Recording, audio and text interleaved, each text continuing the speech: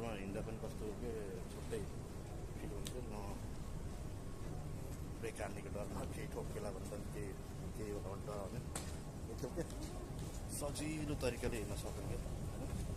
त्यहाँबाट टक्क लाएर धेरै स्पिड आएको बुझ्न रेड लाइन भन्ने छ नि, त्यसबाट मैले चेन्ज गरेर गएको होइन, चेन्ज गरेर अब यहाँबाट ग्रिन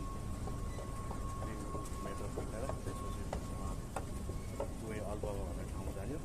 अनि त्यसपछिबाट त्यहाँबाट अलिक काम छ मेडिकलको लागि जानु भएको।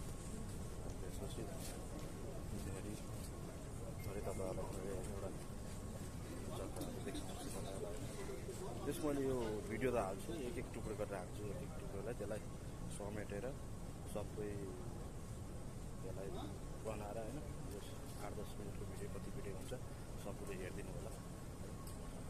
र तपाईँहरूलाई म देखाउँछु भिडियो बनाएर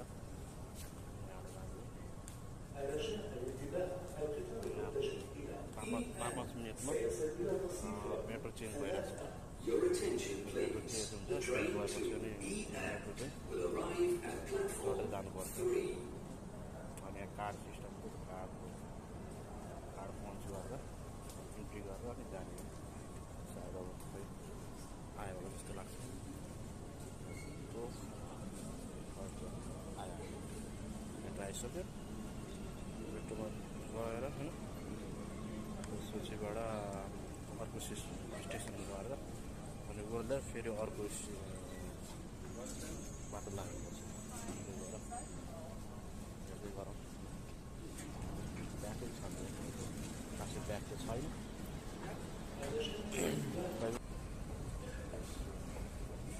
यहाँबाट पञ्च कार्ड स्क्यान गरेर कार्डमा चाहिँ पैसा चाहिँ हुनुपर्छ है। पहिलापल्ट 5 दिनमा पनि तपाईँको रिचार्ज हुन्थ्यो, अहिले चाहिँ नहुँदो रहेछ क्या, अहिले डाइरेक्टली 20 दिनमा रिचार्ज हुन्छ। पहिला 5-10 त्यस्तै रिचार्ज हुन्छ, अहिले चाहिँ हुँदैन।